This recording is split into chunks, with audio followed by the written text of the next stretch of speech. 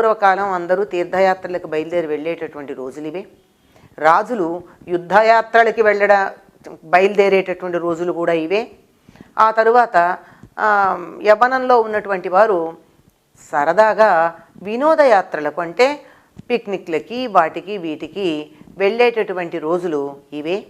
కనుక ఇప్పుడైతే మనకి ఇన్ని ప్రయాణ సౌకర్యాలు విద్యుత్ దీపాలు ఉన్నాయి కానీ పూర్వకాలమైనట్టయితే లేవు. గనక అందరూ తమ తమ ఇళ్ల ముందు దీపాలు గనక పెట్టినట్టయితే బాటసారులకి అసుర సంధ్యా వేళ, మనం అసలు సంధ్య అంటూ ఉంటాం, అసుర సంధ్య, రాక్షసులు బాగా తిరిగేటటువంటి కాలం గనక దానికి అసుర సంధ్య అని పేరు.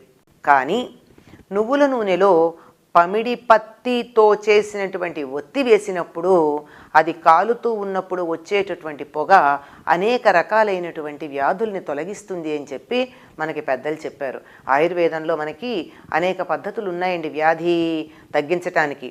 అటువంటి వాటిల్లో ఒకటి ధూమము అని చెప్తారు. అంటే పొగ పెట్టడం, అంటే మనం కొన్ని రకంగా పొగ పీల్చటాలు లాంటివి. అలాంటి వాటిల్లో ఒకటి నువ్వుల నూనె నుంచి వచ్చేటటువంటి పొగ ఉపయోగపడుతుంది అనేటటువంటి ఉద్దేశంతో చెప్పడం జరిగింది.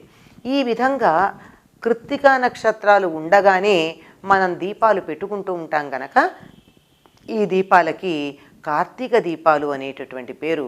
ఆ కృత్తికా నక్షత్రాలకి ఇష్టమయ్యేటట్టుగా దీపాలు పెట్టినటువంటి కారణంగా ఈ నెలంతా కూడా కార్తీక మాసానికి ఈ కృత్తికా నక్షత్రాలకి ఇష్టమయ్యేటట్టుగా దీపం పెట్టడం, కార్తికేయుడు సంతోషించటం కూడా జరుగుతూ ఉంటుంది.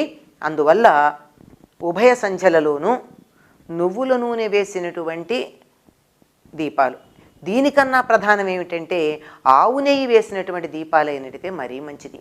అటువంటి ఆవు నేతిని గనక పమిడి పత్తి వేసి వెలిగించినట్టయితే వచ్చేటటువంటి పొగ వాతావరణంలో ఉన్న ఓజోన్ పొర తగ్గడాన్ని తగ్గిస్తుంది.